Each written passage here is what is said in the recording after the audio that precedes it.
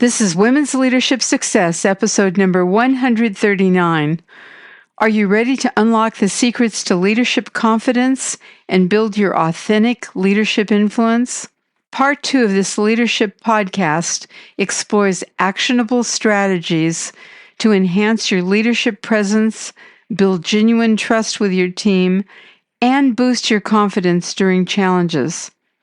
Whether you're an aspiring leader or an established executive looking to refine your skills, this interview offers the insights you need to lead with impact, influence, and authenticity. Tune in and start your journey toward becoming the trusted, confident leader your team needs. Welcome to Women's Leadership Podcast, showing you how to influence people, improve your performance, and advance your career. Brought to you by women's leadership and career expert Sabrina Brahm and womensleadershipsuccess.com. Here's your chance to meet women trendsetters leading the way to success, accomplishment, and balance in business and life. No matter if you're a manager, CEO, or entrepreneur, join Sabrina for coaching and no-nonsense advice to improve your career and bottom line. Lida Citroën is an award-winning author of 8 books. She empowers global executives, entrepreneurs, and thought leaders to manage how they're perceived and drive them toward ideal opportunities. She has helped thousands of individuals gain a fresh perspective on crafting a personal narrative that tells the right story to the right people about who they are. Lida is the CEO and founder of Lida 360, a keynote speaker and presenter with a popular TEDx talk. Today we'll be talking to Lida about her new book, The New Rules of Influence: How to Authentically Build Trust, Drive Change, and Make an Impact. Welcome to Women's Leadership Success. Today we're talking to Lida Citroën about the power of the new rules of influence. Welcome, Lida. Thank you so much, Sabrina.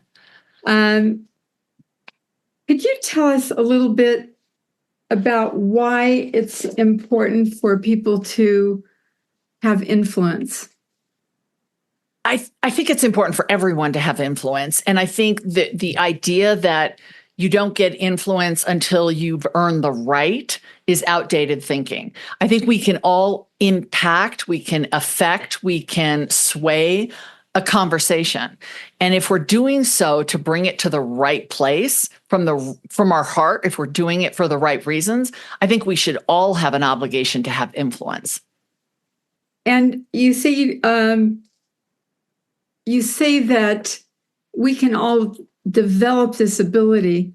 What are some ways that women can do that?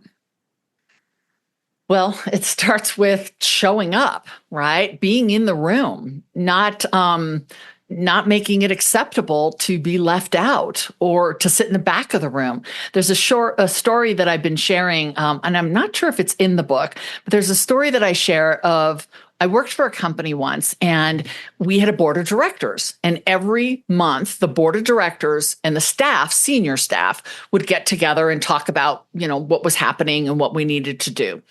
And every month the board of directors would sit at I always called it the big kids table. It was a big oval conference table, and the staff would sit along the wall just to be support and things like that. And that happened month over month. The board is at the table, the staff is against the wall. And one time it just occurred to me there were plenty of seats open. I just thought, I don't want to sit against the wall. I want to sit at the table. I have something to write on. And I sat at the table. I didn't take a chair away from anyone else, but I sat at the big kids table. And the board members came in and our executive director came in and they all kind of looked at me. Nobody said anything. I don't know if they thought there was a reason I was supposed to be there, but I sat there. And then the next month I did the same thing. And I actually said something. I spoke up about something, just offered an idea. The next month, did the same thing again. And one of my colleagues joined me. And the next month I sat there, my colleague was there, and my colleague spoke up. And it was just this why do we have to sit against the wall? Why does the staff not sit at the table? There's plenty of room. It was a hierarchy that had been established and sort of assumed because they had the influence in the room. I was like, but says who? Does it have to be that way? I certainly am respectful and I understand decorum, but that just seemed like nonsense. I could hear better if I'm at the table. They could hear me better if I'm at the table. And that became normal after that. Wow. Very powerful move. When we did our last interview, you talked about being authentic. Mm-hmm. And I noticed one of your rules is to be real. Can you talk a little bit more about that? Yeah. And it's funny. I wrestled with calling that rule be authentic because everybody's talking about authentic. And if you recall in the book, the reason I didn't is I almost feel like authentic is becoming the innovation of the past, right? Everybody was innovative and nobody really knew what they were defining that as. And authentic is a little bit along those lines. If I say, be authentic with me, huh? But if I say, Sabrina, let's get real, or I'm going to be real with you, we kind of know what that looks like. And what that looks like is I'm going to speak from my heart. I'm going to be vulnerable. I'm going to take a chance here. And I'm going to tell you what I think and what I feel. So being real is a call to say, we need to start showing up and we need to let people see us. It is so easy to hide behind subject matter expertise or a degree or a company even.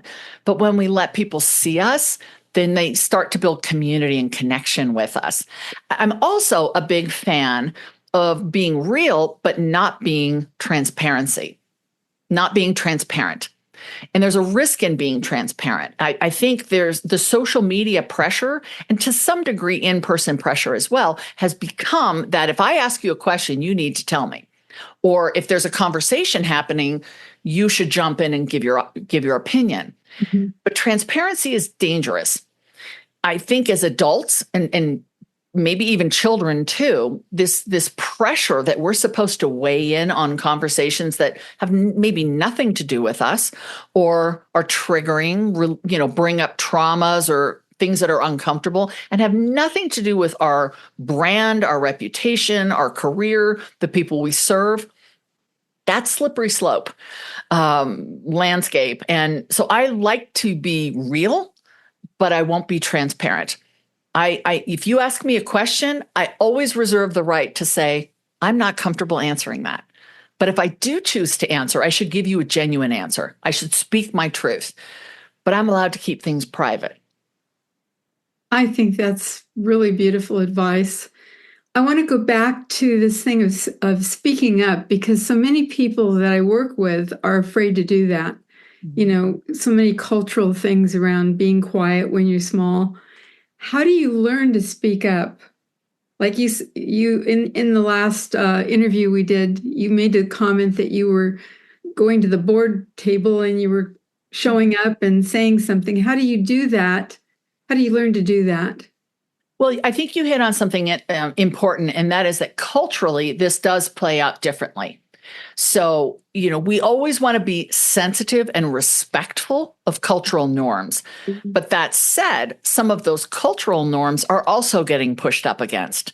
And I work in over 30 countries, and I have clients that are navigating this, knowing that times are changing. They don't necessarily want to be, the tall poppy, if you know tall poppy syndrome in the UK. What is that? It, as it's been explained to me, it's you don't want to stand out above everyone else. Tall poppy syndrome is you don't want to be the one everybody sees. It's calling a lot of attention to yourself. Mm-hmm. And that can be risky in certain cultures. But what we're talking about here is how many times we sit at the table or we're in the conversation and we've got an idea or we've got a suggestion or thought we want to put out there, but our self-talk of they're going to think it's stupid. Someone else, I'm sure, has this idea better fleshed out, or I don't want them to laugh at me. That holds us back. And what happens is somebody else offers the idea and there's applause and we think, gosh, I wish I had said something. Mm-hmm.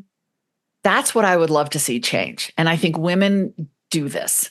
I really do. I put myself in that camp. There are so many times where I'm just like, I really want to say something, but I'll wait and see if somebody else says something first.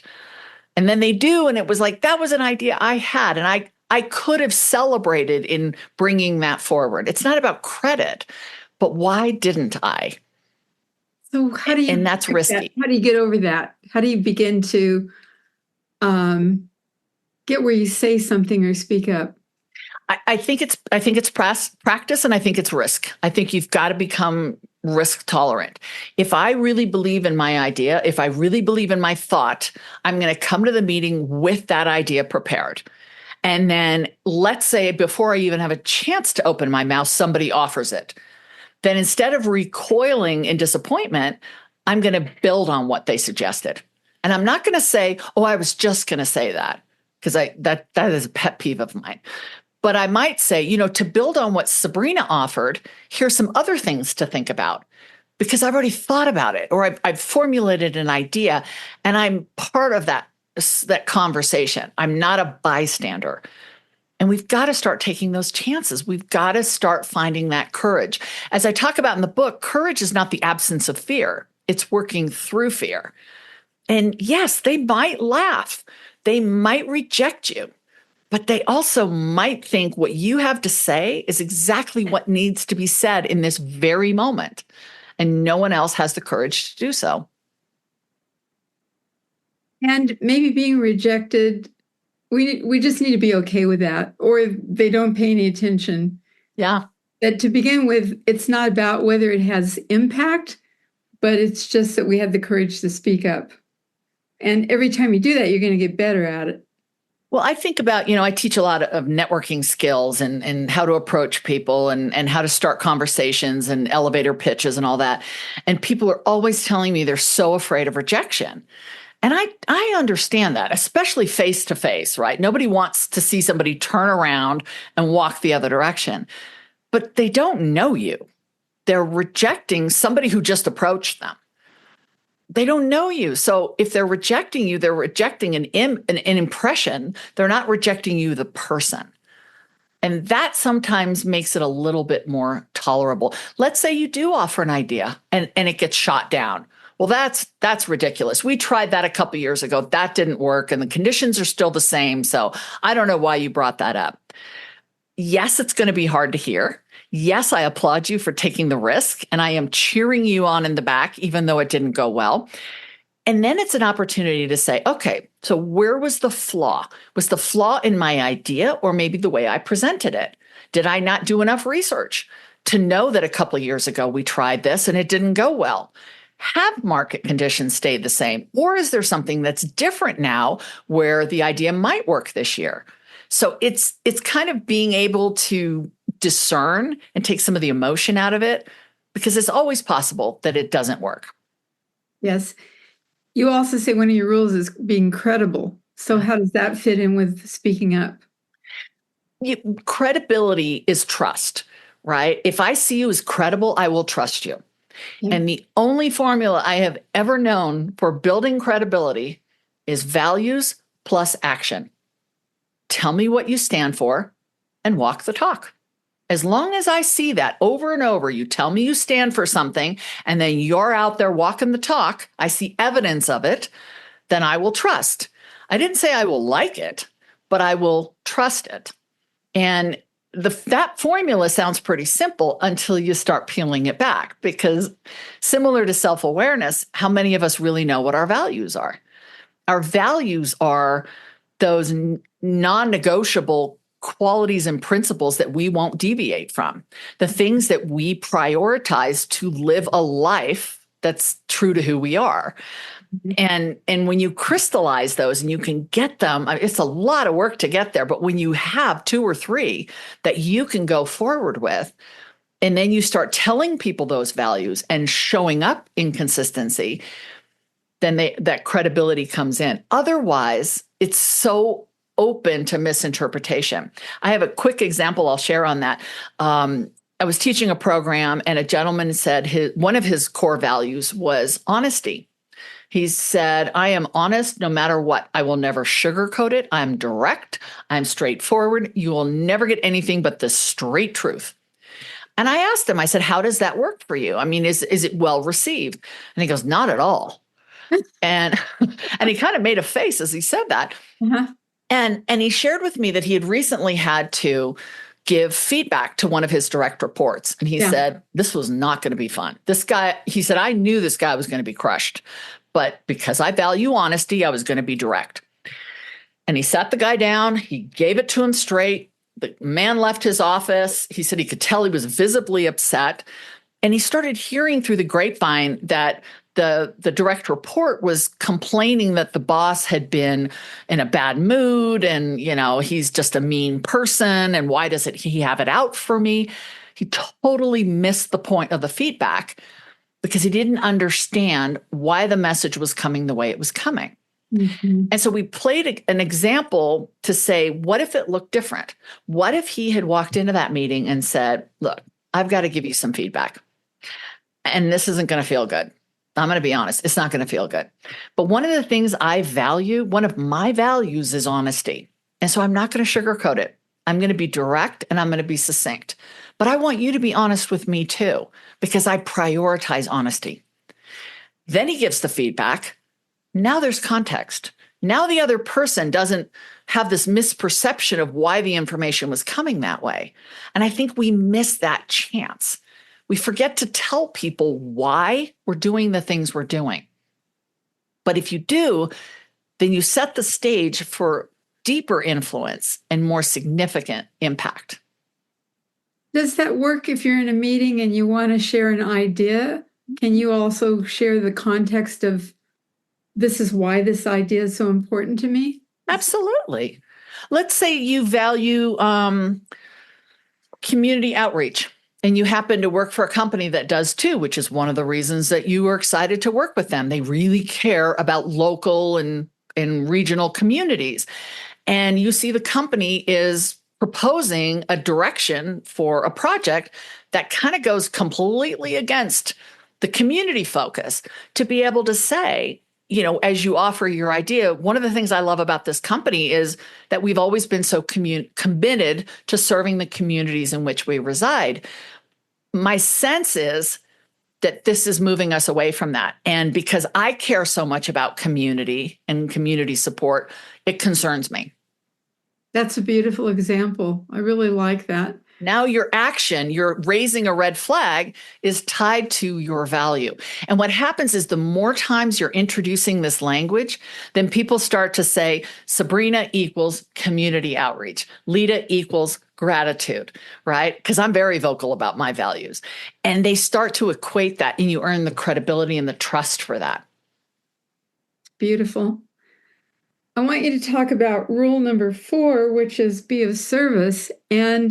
But before you do that, I have to say that one of the things I've admired about you for years is your commitment to the military. Mm-hmm. And you do so much good work for military people. And it has such a great impact. And I thank you for doing all of that. So talk about being of service and bring that in too, please. Well, I mean, there's no better place to learn about service or courage or any of these than the military.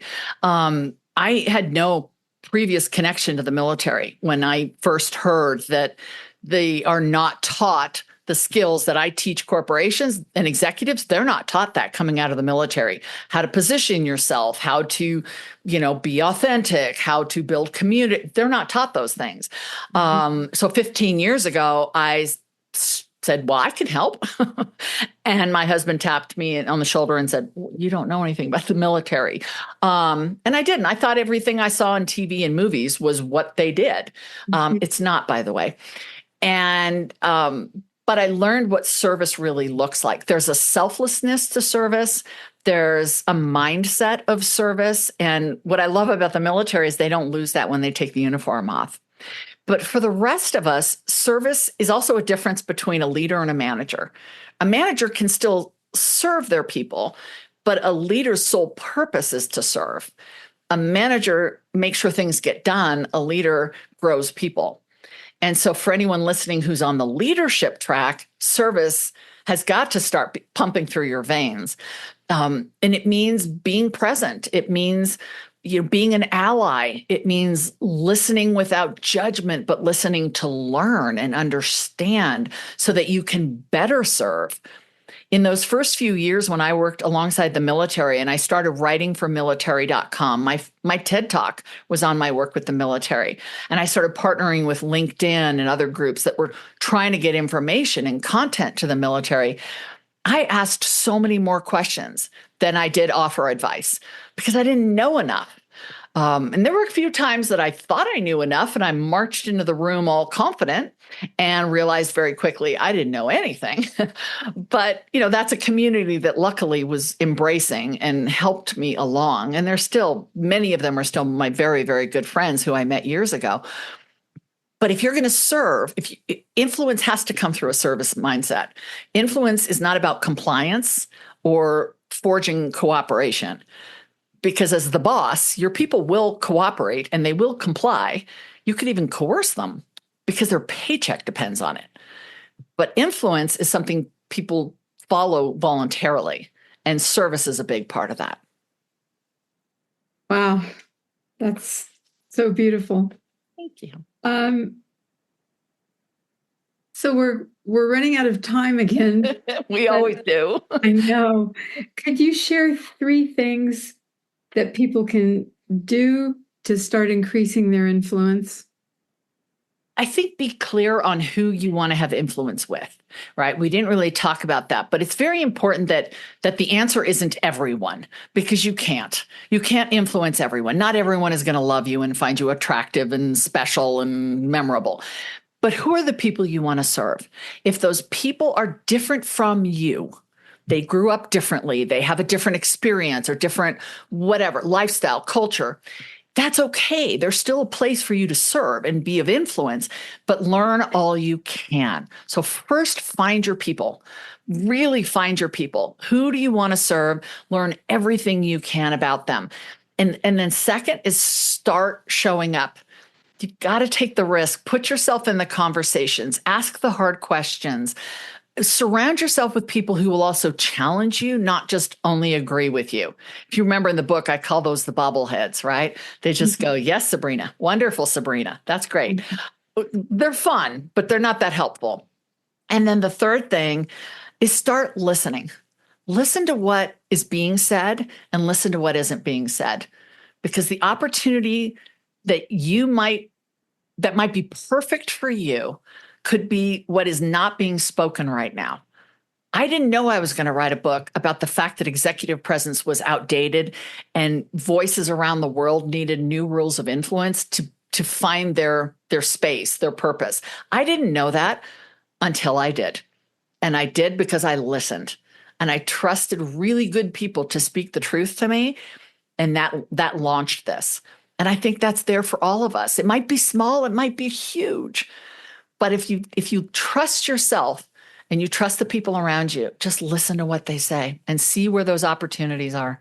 Go out and make a difference, authentically build trust, drive change, and we all have it in us to make an impact. So beautiful. Thank you so much for being here today. I really, really appreciate you a lot. Thank you. I appreciate you. It's been fun to be in partnership for a few years now. Take care. Thank you. Thank you for tuning in. Before you go, I have a powerful gift for you just for being a listener. It's my new Leadership and Career Advancement Scorecard, a quick, confidential, 3-minute self-assessment. Discover your leadership strengths and weaknesses instantly and get tailored suggestions on the 5 essential leadership areas of top leaders.